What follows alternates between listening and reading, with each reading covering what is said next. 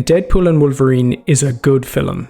I really liked it. I think it's important to say that up front because the majority of this video is going to be me focusing on one aspect of the film I really didn't like. And no, it's not anchor beings. The anchor being idea is really dumb, but that's a video for another time. No, this video is about the cameo characters and why I didn't like the way they were handled. Primarily Johnny Storm the Human Torch from the Tim Story Fantastic Four films. Now, I'm not some stan for the Tim Story Fantastic Four films. Those movies had their problems, but I did like Chris Evans' take on Johnny Storm. It's easy to forget considering that the first Fantastic Four film is almost 20 years old now, but Evans was really good in that role. His characterization of Johnny Storm was one of the few things that actually worked about those films. I was pretty happy to see him brought back here in Deadpool and Wolverine, and then kind of really annoyed at how he was treated. Before we go any further, this video will have full spoilers for Deadpool and Wolverine. Now's your chance to click away. What always gets me about lazy cameo writing like this is the wasted potential of it. The writers on Deadpool 3 have this really unique opportunity. They can bring back characters audiences haven't seen in years, characters we never expected to see again. But then when they do bring these characters back, they don't actually do anything meaningful or interesting with them. They just have them stand around and say they're all catchphrases. And this really frustrates me because these cameos, they can be used for more than just nostalgia. There's an opportunity to actually do something interesting and meaningful with these characters, and in the case of Evans' Johnny Storm, I honestly think his treatment in this film was a massive waste when he could have been one of the strongest parts of it. I mean, how often do we get to revisit a character after 17 years? So what I wanted to do in this video was look at what the writers might have done with Johnny Storm instead of, well, you know. So I'll set the stage. Instead of bringing Johnny Storm back and making him into a joke, let's try and do something radical, like say, I don't know, giving him a character arc or something. And I have just the story that we can use as a template for this character arc. In October 2020, IDW released the first issue of a limited comic book series called The Last Ronin. The story, for those of you who don't know, is about the last surviving member of the Teenage Mutant Ninja Turtles. You can probably guess where I'm going with this already. The Last Ronin is a TMNT story where 3/4 of the TMNT have been brutally killed off and only Michelangelo remains. So let that sink in for a second. Leonardo, the one who leads, Donatello, the one who does machines, and Raphael, the one who's cool but rude. Yeah, all your favorites. They're all dead, and the last surviving member is Michelangelo, the party dude. So let's take the premise of The Last Ronin as our template and apply it to Evans' Johnny Storm. Evans' Johnny Storm was part of the Fantastic Four. He's used to working on a team. Last time we saw him, he was this carefree, attention-seeking kid who didn't really take anything seriously. Now we're getting the opportunity to see this guy again after almost 17 years. He's much older, and he's the last remaining member of his Fantastic Four. Now he's living his life in this almost barren wasteland. This guy has lost his sister, his best friend, and his older brother figure. And these aren't faceless characters either. We actually know them. We spent 2 films with them. Maybe, just maybe, there's an interesting story beat or character moment we can pull out of all this tragedy. So here's the first change I'd make. You stop treating Johnny Storm like a joke and you start treating him with respect. You introduce Johnny Storm as a guy with a dark cloud over his head.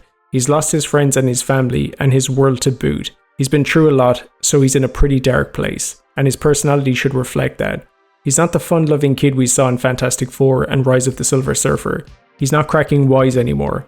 He's a lot harder, more dour, and just sad. Instead of not mentioning anything about his fallen teammates, this time around we're going to lean into this angle and we're going to make that the driving force in Johnny's character arc. We're going to give Johnny one big emotional scene explaining how his team died, probably at the hands of Dr. Doom, and we're going to play it totally straight.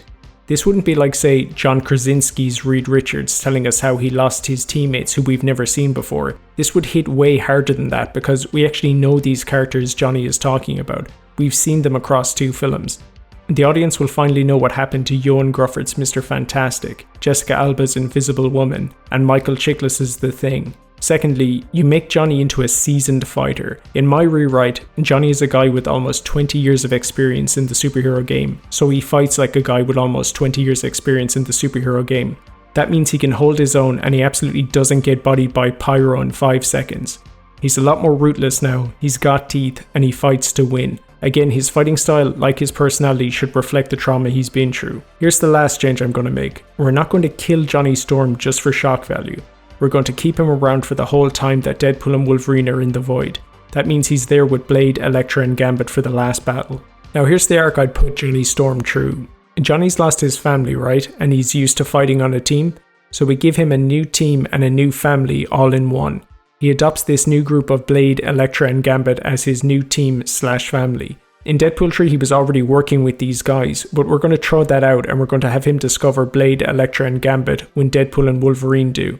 Pushing on to the end, after the final battle, this group of Blade, Elektra, Gambit, and now Evans' Human Torch come together, all of them without a world to return to, and they band together working to find a new world to call home.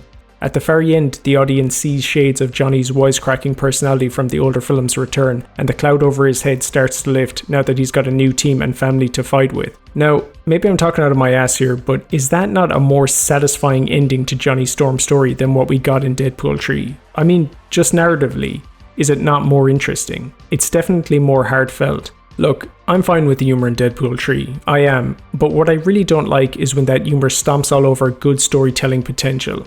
Like bringing back a character we haven't seen in 17 years, who probably has a really interesting story to tell, and then treating the whole thing like a joke. Even if you didn't like the Tim Story Fantastic Four films, there was still a good story to tell here with the last remaining member of the Fantastic Four, an opportunity I don't think we're going to get again. In a few years, people aren't going to remember the fourth wall breaks and the edgy humour in Deadpool 3. No, they're going to remember the scene with Wolverine saying some really horrible stuff to Deadpool in a Honda Odyssey, because that was the best scene in the film. And it was the best scene in the film because it wasn't played for laughs. It was raw, it was emotional, and most importantly, it was meaningful. The Deadpool films can hit hard when they want to. The problem is, a lot of the time, they just don't want to. And we could have had another scene just like that one in the Honda Odyssey, or close to it, of Johnny Storm talking about the despair he feels or his survivor's guilt at being the last member of his Fantastic Four. Maybe we could have even got a scene with these two talking. Seems like they'd have a lot in common, considering they're the last remaining members of their respective teams. But we didn't get that scene. But you know what we got in place of that scene?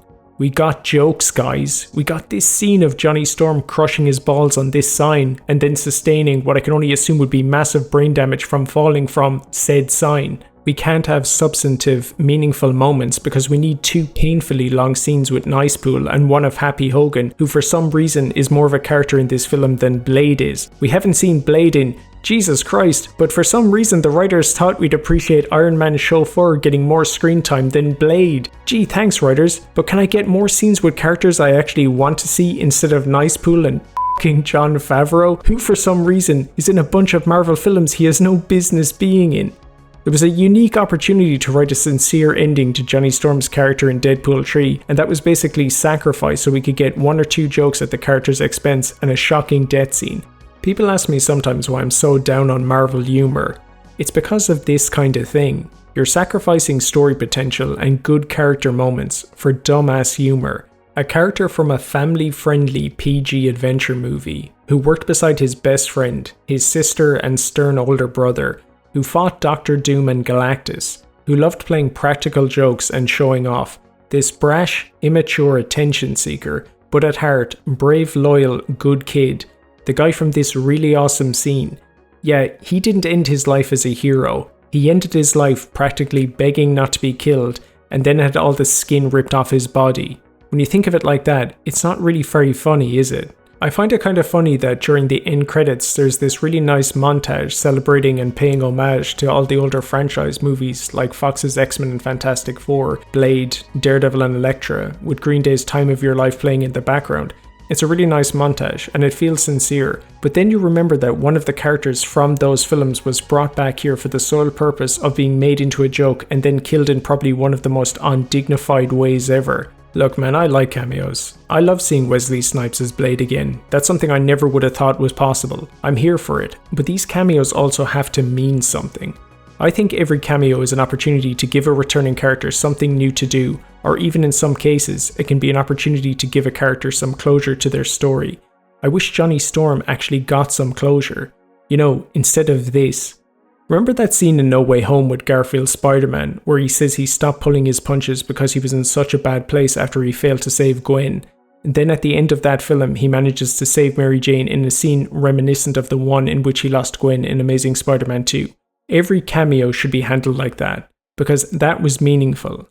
Garfield's Spider-Man doesn't get all that much to do in No Way Home, but we did get to see him reflect on those traumatic events from the ending of Amazing Spider-Man 2 in a meaningful way. And we did get to see him complete a character arc, albeit a small one. He started off the film in a guilt-ridden state. Then he got the chance to prove himself and save a life, which he does. Then at the end, he's managed to find some closure and move forward. He started off the film in one place, then he ended it in another as a character who's grown from his experiences. What would you prefer to see with these cameos? Meaningful character development like this, or this? So we've come to the end of the video, or as I like to call it, the forced parasocial engagement section. So what do you guys think about how Johnny Storm was used in Deadpool 3? I really don't see a lot of outrage on here about how he was handled. Am I the only person who cares about this character? Sound off in the comments below. I'm genuinely interested to see what people think about how Johnny Storm was handled in this film. As always, like, share, subscribe and all that, and thanks for watching.